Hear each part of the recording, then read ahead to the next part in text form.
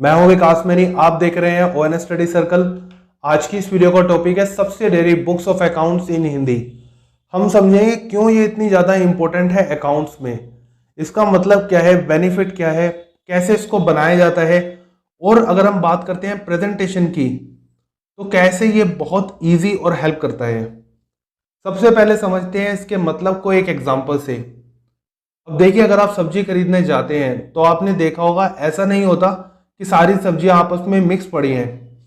एक तरह की सब्जियां एक जगह रखी होती है। तो इससे बेनिफिट क्या होता है? इससे बेनिफिट ये होता है कि जब आप एक पर्टिकुलर सब्जी की डिमांड करते हैं तो विद इन फ्यू सेकेंड्स वो आपको दे देता है।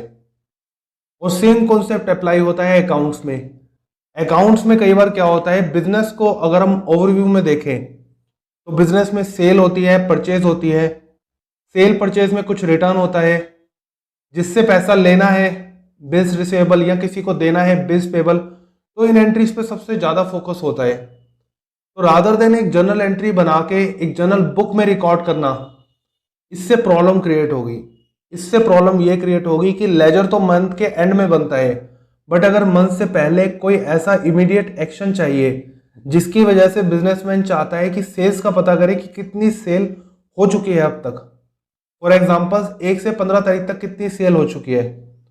तो जर्नल एंट्रीज में तो डेली बेसिस पे 100 में, थाउजेंड्स में भी एंट्री हो सकती है।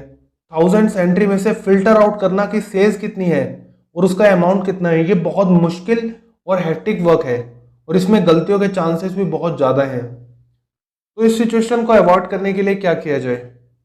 इस सिचुएशन को अवॉइड करने के लिए एक आइडिया सजेस्ट किया गया कि रादर देन आप जर्नल एंट्री में इसको रिकॉर्ड करने की जगह बिजनेस की जो रिक्वायरमेंट्स हैं उसको अलग से, हर एक रिक्वायरमेंट का अलग बुक बना दिया जाए।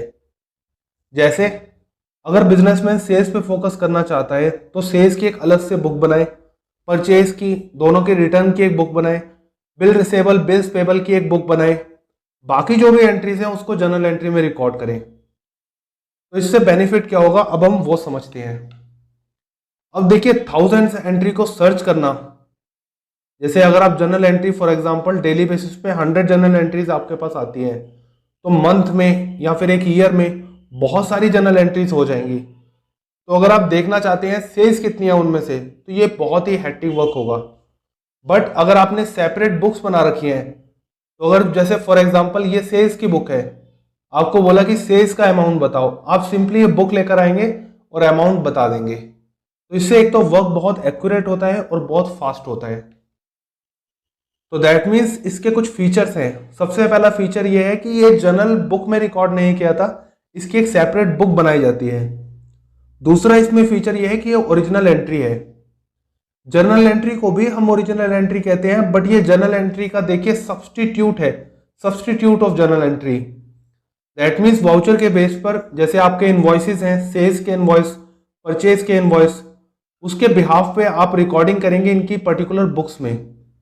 तो दैट मीन्स ये भी एक ओरिजिनल एंट्री है, इसी के बिहाफ पे बाकी सारी स्टेटमेंट्स आपकी बनती है। दूसरा, इसमें भी सिस्टम वाइज कॉन्सेप्ट वर्क करता है। जैसे सबसे पहले आप date wise, month wise, year wise recording करते हैं, जैसे हम जर्नल एंट्री में रिकॉर्डिंग करते हैं, सेम कॉन्सेप्ट सिस्टम का इसमें भी अप्लाई होता है। अब कंपेयर करते हैं कि एक ऑर्गेनाइजेशन जहां सब्सिडियरी बुक मेंटेन नहीं की जाती वर्सेस जहां मेंटेन की जाती है। अब एक ऑर्गेनाइजेशन जहां सब्सिडियरी बुक मेंटेन नहीं की जाती वहां क्या नुकसान होगा? वहां अगर अकाउंटेंट को बोला जाए फॉर एग्जांपल आपको एक महीने में 7-8 जर्नल एंट्रीज की बुक है, वो आपको दे दी गई कि इससे आप फाइनेंशियल स्टेटमेंट या ट्रायल बैलेंस बनाओ, तो इससे क्या प्रॉब्लम आएगी? इससे प्रॉब्लम यह आएगी कि उसको हर एक उसको पहले फिल्टर करना पड़ेगा कि कितनी सेल है, कितनी परचेज है, उसके बाद वो उसको करेगा। तो ये एक अकाउंटेंट के लिए बहुत ज्यादा हेक्टिक वर्क है। इसमें या तो एक्स्ट्रा मैन पावर की रिक्वायरमेंट होगी, या फिर अगर एक्स्ट्रा मैन पावर नहीं आप प्रोवाइड करते तो इसमें गलतियों के चांसेस बहुत ज़्यादा होंगे और साथ में इसमें टाइम भी बहुत लगेगा, क्योंकि अकाउंटेंट पहले चीज़ों को फिल्टर करेगा और उसके बाद उसकी रिकॉर्डिंग करेगा, फिर उसको चेक भी करेगा वाउचर्स के थ्रू। अब देखते हैं एक ऑर्गेनाइजेशन जहां सब्सिडियरी बुक मेंटेन की जाती है वहां क्या होगा। वहां आपको सेल्स की, परचेज की अलग अलग बुक दिखा दी जाएगी और साथ में आपको चेक करके दिया जाएगा कि फॉर एग्जांपल अगर आपको बताया जा रहा है कि इस महीने की सेल 20 करोड़ रुपए है, और 20 करोड़ की सेल के जितने भी इनवॉइसेज हैं वो आपको दे दिए गए। तो आप सेल के इनवॉइस, जिसे हम वाउचर भी कह सकते हैं, उसको टोटल करेंगे और उतना ही टोटल अगर सेल्स बुक में है तो वो ऑटोमेटिकली आपकी मैच है। और ये काम आप किसी अपने सबऑर्डिनेट से भी करवा सकते हैं। तो दैट मीन्स यहाँ जो रिपोर्ट्स आपके पास आएंगी वो सेल्फ चेक्ड आएंगी। तो इससे अकाउंटेंट ना सिर्फ रिपोर्ट बनाएगा बट कंपनी को ये भी बता सकता है कि कौन से फैक्टर्स हैं जिससे कंपनी को लॉस हो रहा है या प्रॉफिट हो रहा है। तो दैट मीन्स इसमें अकाउंटेंट थोड़ा बेटर व्यू कर सकता है, जिससे वो बेटर रिपोर्ट्स बनाएगा, साथ के साथ वो उसकी प्रेजेंटेशन भी कर पाएगा। अब समझते हैं इसके कुछ बेनिफिट्स को। देखिए, सबसे जो मेजर बेनिफिट होता है वो होता है डिस्ट्रीब्यूशन ऑफ वर्क। अब एक कॉन्सेप्ट होता है कि अगर मैं एक ही काम को बार बार करूंगा तो सूनर और लेटर उसमें परफेक्शन आ जाता है। तो ऐसे ही जैसे अगर हम स्पेसिफिक बुक्स बना रहे हैं सेल्स की, परचेज की, और अगर हमने एक पर्सन असाइन कर दिया कि एक पर्टिकुलर पर्सन सिर्फ सेल्स बुक्स पर काम कर रहा है, दूसरा पर्सन सिर्फ परचेज बुक पर काम कर रहा है, तो जो पर्सन सिर्फ सेल्स बुक्स पर ही काम कर रहा है उसका सेल्स बुक को मेंटेन करने में परफेक्शन आ जाएगा और उसके परफेक्शन का बेनिफिट हमें मिलेगा। बेनिफिट ये होगा कि वो इजी और फास्ट प्रिपरेशन हो जाएगी, वो बहुत इजीली बना पाएगा और जो प्रिपरेशन है वो परफेक्शन के साथ कर पाएगा। और एक ही काम को बार बार कर रहा है तो उससे जो एरर है उसके चांसेस बहुत कम हो जाते हैं।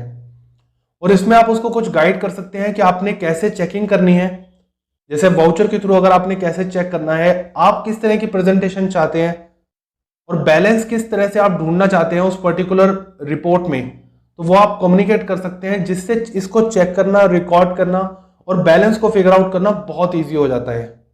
इसमें आप फर्दर मॉड्यूल कर सकते हैं कि किस तरह से आप प्रेजेंटेशन चाहते हैं, तो इसमें आप एडिशनल प्रेजेंटेशन भी ले सकते हैं, बट जहां सब्सिडरी बुक नहीं बनाई जाती वहां ऐसा कोई कॉन्सेप्ट अप्लाई नहीं हो सकता। अब समझते हैं परफॉर्मा को सब्सिडरी बुक के। देखिए, ये परफॉर्मा जो है ये हार्ड एंड फास्ट रूल नहीं है कि ये ऐसा ही होगा, बट ये सजेस्टेड है जो हम आपसे कम्युनिकेट कर रहे हैं। जैसे बात करें परचेज बुक की, परचेज बुक में सबसे पहले आप डेट, फिर इनवॉइस जिससे आपने सामान खरीदा है, नेम ऑफ सप्लायर, रिमार्क्स और टोटल अमाउंट। सेल्स के केस में नेम ऑफ सप्लायर की जगह नेम ऑफ कस्टमर होगा, बाकी सब सेम है। परचेज रिटर्न के केस में डेबिट नोट, डेबिट नोट इसलिए क्योंकि आपने किसी से सामान खरीदा था, दैट मीन्स आपने उसको पैसे देने हैं, बट जब आपने उसका सामान उसको वापस कर दिया तो दैट मीन्स अब आपने उससे पैसे लेने हैं, वो पर्सन आपका डेब्टर बन गया, तो इसलिए आप यहां डेबिट नोट मेंशन करेंगे, पार्टिकुलर रिमार्क्स और टोटल अमाउंट। सेल्स रिटर्न के केस में everything else will remain same, but यहां आप क्रेडिट नोट शो करेंगे।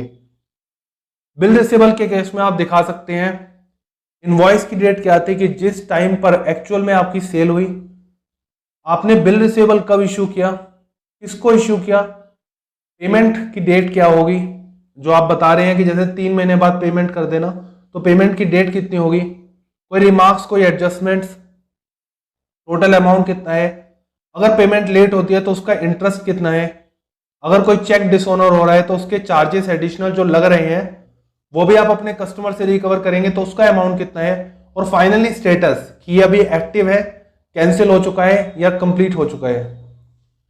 यहां एक इंपॉर्टेंट बात देखने वाली है कि जितने भी परचेज बुक, सेल्स बुक की हम बात कर रहे हैं, यहां हम बात कर रहे हैं क्रेडिट सेल्स की या क्रेडिट परचेज की।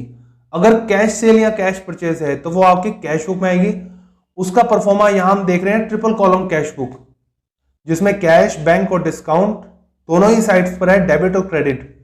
डेबिट पे कैश अगर रिसीव होता है, क्रेडिट पे अगर आप पेमेंट करते हैं, डिस्काउंट अलाउड करेंगे तो डेबिट पे, रिसीव करेंगे तो क्रेडिट पे।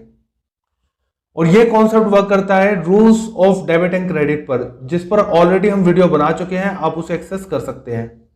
अब बात करते हैं कि आप प्रेजेंटेशन कैसे करेंगे।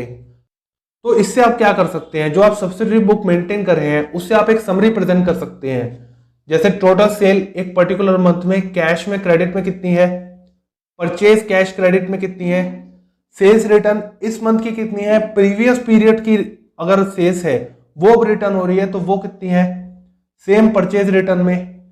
बिल रिसीवेबल इस महीने के कितने हैं, पुराने कितने हैं, बिल्स पेबल एक्सपेंसेस इस महीने का या पिछले महीने का खर्चा जो अब आया है।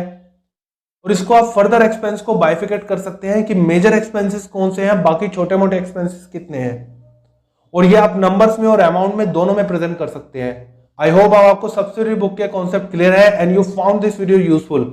और ओएनएस स्टडी सर्कल की कम्युनिटी से जुड़ने के लिए इस चैनल को सब्सक्राइब करें, इस वीडियो को लाइक और शेयर जरूर करें। Thanks for watching.